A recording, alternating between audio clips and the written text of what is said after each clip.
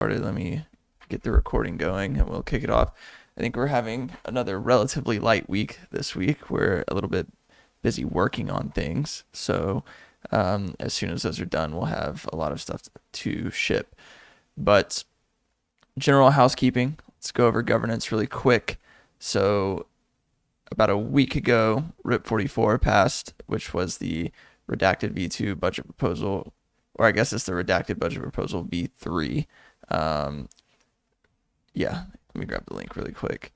So for those of you who want us to continue working, thank you for voting yes. It looks like everybody approved, so appreciate that. The other proposal that is live is to whitelist Swell ETH for the Bunny Hidden Hand market. This is a super basic one, just going through the proper motions of getting an asset whitelisted on Hidden Hand.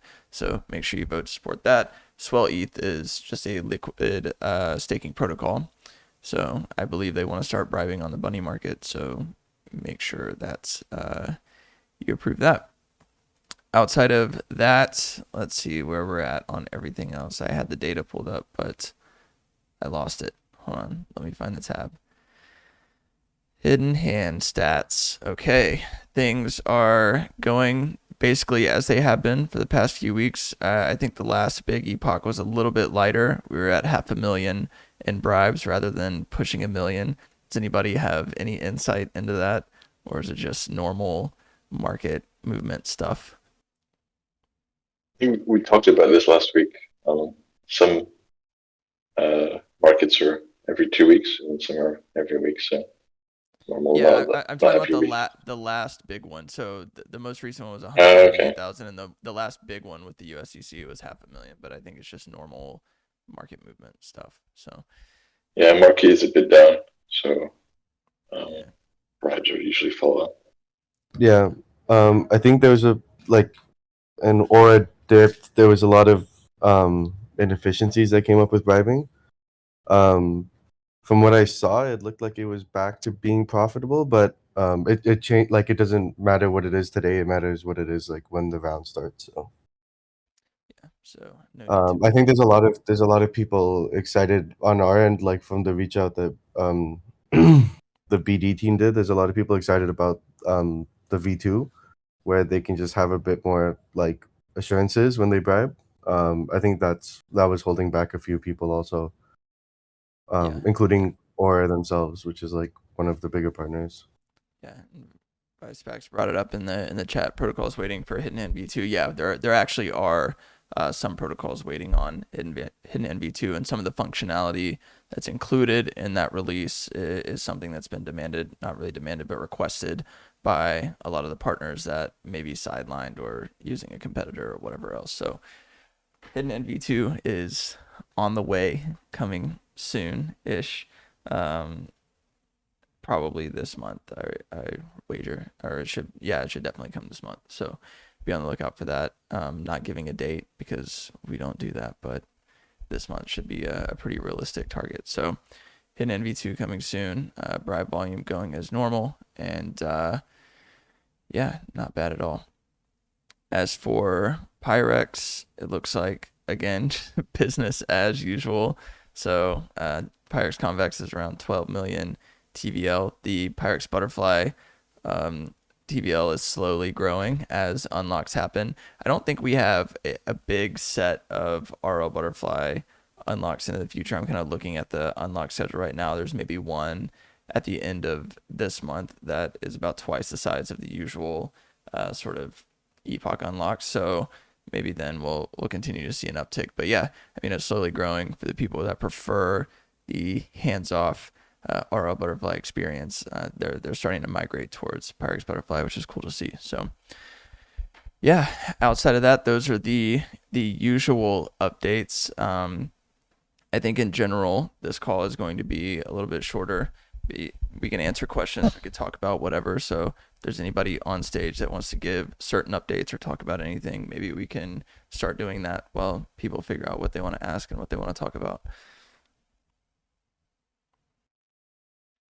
Because yeah, one thing we can talk about is not sure if we talked about this before, but we're piloting a LP scheme with Arrakis on Uni v3, and we've made our first kind of test deposit there, just kind of doing some normal security checks on whether we can remove the funds, etc. But yeah, we're be moving a bit of liquidity there, and working with Arrakis to we'll be managing the Uni v3 liquidity positions. And the aim of that is just to kind of diversify our LP kind of venues, while also kind of trialing new LP strategies. As LPs will be something that's quite important with PXE and Dinero. Yeah, so we're quite interested to see how capital efficient we can be on the AV3, which is interesting place because it's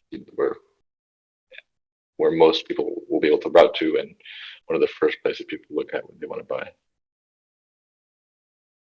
Nice. So Uniswap v3 liquidity coming soon. Yeah, everything is soon. UTXE asks, are we still bribing PXGLP on Chronos? Karn, I know you answered in the chat, but do you mind answering for the recording as well?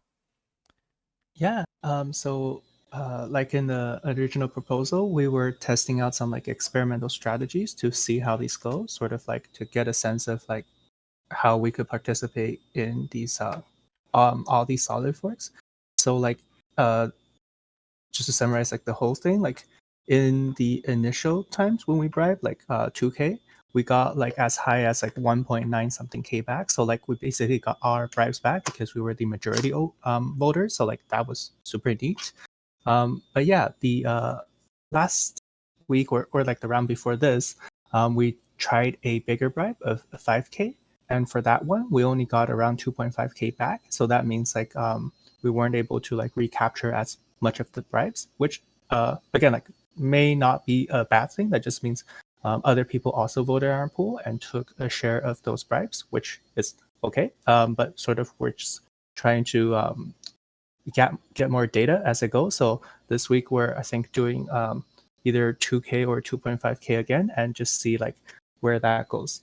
So yeah, like because it's so new, everything is like changing all the time. So we're just adjusting our strategy to try to still keep bribing, but sort of get the most of our money's worth, I guess. Cool. Joker Frog asks, what is the status of PXETH? Is it in audit? Never. Do you want to talk a little bit about PXETH? Right now, on audits is only Hand and Hand P2. That's the focus of getting that secure and shipped. PXETH, it's come a long way. Backend is basically, yeah, it's there. It's working. So another revision on the contracts, and then I think we're good to go. Cool. So audits soon on PXETH. But yeah, I think Hidden Hand is like the most, or Hidden Hand V2 rather, is the most immediate focus for not only the engineering side but also the comp side. Like I mentioned, the goal is to definitely get that out this month. So it's easier for us to have all hands on deck working on that if we can. So Yeah, hopefully, like now with the audit getting wrapped up for Hidden Hand, there shouldn't be any more like requests from partners. Should be like new markets, and should be enough to like like honestly keep people going until like Q4 or something. So, yeah, hopefully till the end of the year. So, I think everyone understands like why we did that first before we sent PXE for audit. But I think I mentioned it the last community call also. We started working with some more reputable audit partners. And reputable goes hand in hand with cost and expensiveness. And also not only that, but it also goes along with availability. So we've always gotten like really good audits from, for example, Codarina and some of the partners that we trust a lot. But for some of these bigger upgrades where you want to be a bit more like friendly to perhaps like the bigger Ethereum holders, you want to work with the groups that are. Terrence wants to come on stage, or Yeah, just yeah, raising? yeah. No, I'm bringing them up. You want to work with groups that are that have the reputation that would make bigger Ethereum players want to get involved. So we're working with Sparebit for both Hidden Hand V2, and looks like we will be doing it for PXETH. And we're trying to figure out like availability and stuff now. Yeah, that's the only thing I'll add on the Dinero audit, PXETH audit. Cool. And I just Yeah. brought Terrence. Oh, go ahead, Never. No, go ahead. No, it's I mean, it's akin to like DeFi summer, where you just had forks to forks and then going super fast that just get hacked within a month, within a couple of weeks. Oh yeah, let's So talk about this. That's a good shout, Never. All right, so for all you crazies in the oh Discord, no. bringing up every single liquidity fork that launches with fucking staked ETH support, knock it off. Nobody cares about those. They're gonna die and they're gonna be irrelevant in like 4 months. So yeah, I'm tired of reading all of it. That's why we have the copy pasta about the LSD liquidity fork BS. Like, just stop. We don't want to hear about it. Nobody wants to hear about it. Anytime anybody comes in here asking about it, we're going to copy paste that and we're going to spam it in the Discord. Okay? Because I'm sick of it. Yeah, nobody cares about him. I don't care about him. Nobody on the stage cares about him. Cool? Anything else anybody up here wants to add to that? Look at that SpongeBob meme. It's pretty good. From 560. Yeah, exactly. I mean, seriously, guys, like if you go read what some of these projects launching are, like most of them are literally just liquidity forks. So nothing super original. They're taking liquidity and they're just, slapping Maybe actually, LSDs on it. like maybe instead, like we should also just talk about what makes us different, right? So, Yeah, go ahead. there's a couple of things that make Dinero different. The first one and the really obvious one is that we use a CDP design instead of the liquidity design. The liquidity design is good, right? But when you think about like stability, which is what most people actually want in a stablecoin, the CDP design is more in our favor, and it's also better for us to enable the extra functionality, which I'll get to in a second. The second bit is we own the entire stack, right? So there's a lot of LSDs popping out, which their main use case for or their main bootstrapping method is leverage, and then there's a lot of stablecoins popping up, which their main bootstrapping method is LSDs, right? Um, we sort of take both the best worlds, and we're launching not only one of these two stacks, but we're owning the entire thing by launching the LSD and the stablecoin, and then by combining that, we'll eventually offer the relayer with it, right? So it'll be a stablecoin with really intrinsic properties and utilities that other stablecoins don't offer, especially like when we're talking about other stablecoins, we're talking about like the real ones, not sort of like the liquidity fork mania. But yeah, like it's not like some LSD farm where you can just like loop your ST ETH or something and dump on everyone in like 2 weeks or something. But yeah, I think it's very clear the differences between Dinero and like some of these new folks popping up. But if it's not, like, you can always just ask in general and stuff, right? Like I don't think anyone's drinking our milkshake or anything. The good news actually that's coming about from it is that if any of these projects actually work, it helps us diversify the PSM for things that are not USDC. Uh, so hopefully, like honestly, hopefully they do work because it only helps us in the end. Yeah. And also, every time someone launches a new multi-collateral liquidity fork that takes LSDs, that's another thing that we can put PXETH into. There's no losing on the Dinero side. Yeah, and I mean, I'm glad we're not launching in the middle of liquidity fork season because it makes it easier to stand out and differentiate yourself after this whole wave of liquidity forks comes and goes. I imagine some of them will still be around, but yeah, I mean, there's not room for 10 liquidity forks on the market that are all doing the same thing. a few of them will probably survive. The ones that are most well connected, the ones that establish the best liquidity, everybody else goes away. So yeah, just had to get that out of the way because we've been asked 100 times how all of these protocols compete against Dinero and stuff like that, and it's just tiring. Is it as big as own pork season? I highly doubt it. I mean, yeah, the amount of hype that's in the space right now is much smaller. So yeah, there's no way the size is going to be the same as own pork season.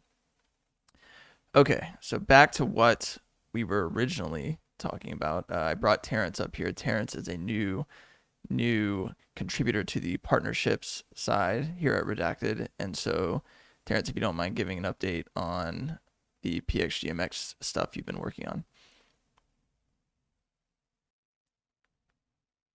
Yeah, so coming up week of June 12th, we're going to have some future yield markets drop on DeLorean for your PXGMX. So you'll be able to stake your PXGMX on there and get basically advanced yield by staking with them. So yeah, week of June 12th, that's coming out on Arbitrum.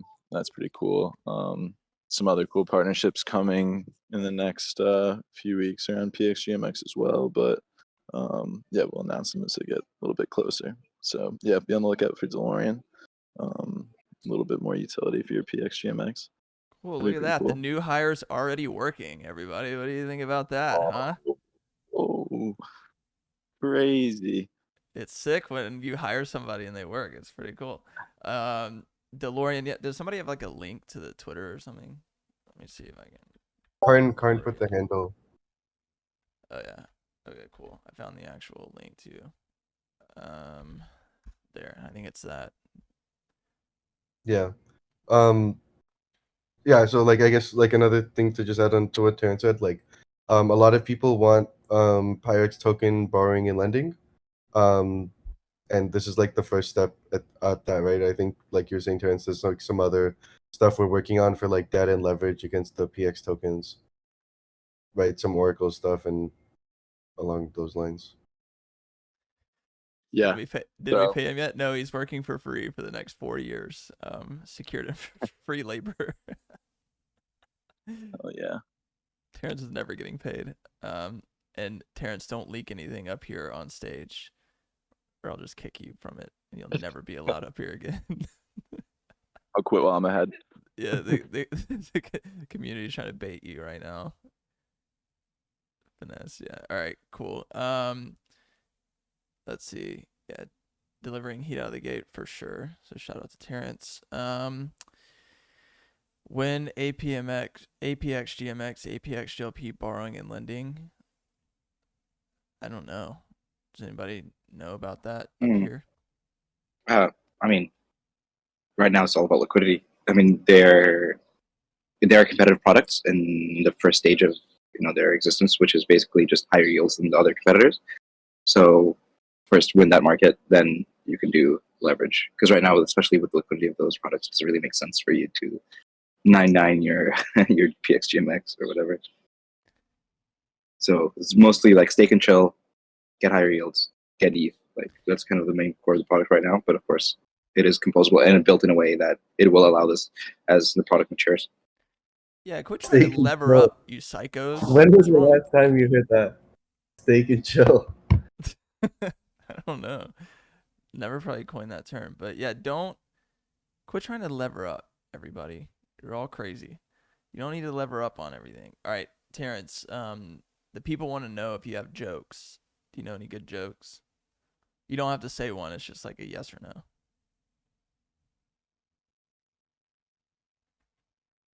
All right, he doesn't want to talk to you guys, and he doesn't want to talk to me anymore. So, vice versa. Is there any update regarding the transition of the DAO on chain? I forgot the name who we collaborate. It's Metropolis, not Metopolis.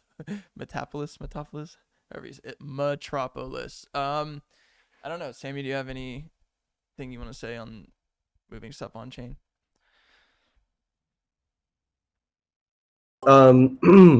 So I think last time we talked about this, I think I was talking about how it's a really big priority for us, but we haven't dropped it. But one thing that we were discovering in like how we could do it is we could make the products that we're releasing a lot more permissionless and achieve the goal. So actually, to get to a state of on-chain, like being fully on-chain and being fully decentralized with governance, the products need to be in a state where they could be controlled by a DAO and not, some of the functions and stuff still have multi-sig admin rights and stuff, as you guys are aware. And we're doing that, right? So with Hidden Hand v2, there's a lot more automation and security measures in place so that we could enable that. Dinero, PXETH rather, never can touch on it a bit, but there was a lot of people who actually, okay, let's go off topic for a bit. Not completely off topic, but a lot of people actually DM'd me and were asking in the Discord also what the validator set for PXETH will be, right? Will it just be us, like FraxETH? Will it be like anyone who wants to run a node, like Rocket Pool? And we had a pretty cool development over there if you want to give an update, Never. Yeah, we're gonna be like a bit of both. Definitely not going to be taking the black box route. It doesn't make sense, and it's just not scalable, and it requires just, like you can't put if you want to stake for like a couple of years, you can't just put your faith in a DeFi protocol and hopefully that like you come back and it's still there. So it's all on chain. So it's very non-custodial, and because of this, we could actually accept external validators into the system. So still figuring out how extreme you want to take it. Just anyone join or kind of put it up to governance, the butterfly token holders. But I think we're leaning towards, basically allowing governance to keep adding to the set. And over time, responsibility, like the network can grow to anybody. So, people, I'm not sure about institutions, but anyone who has, ETH and wants to really join a network without having to worry about having 32 and stuff like that, can actually just propose to be a part of the validator set, and our system will delegate towards it.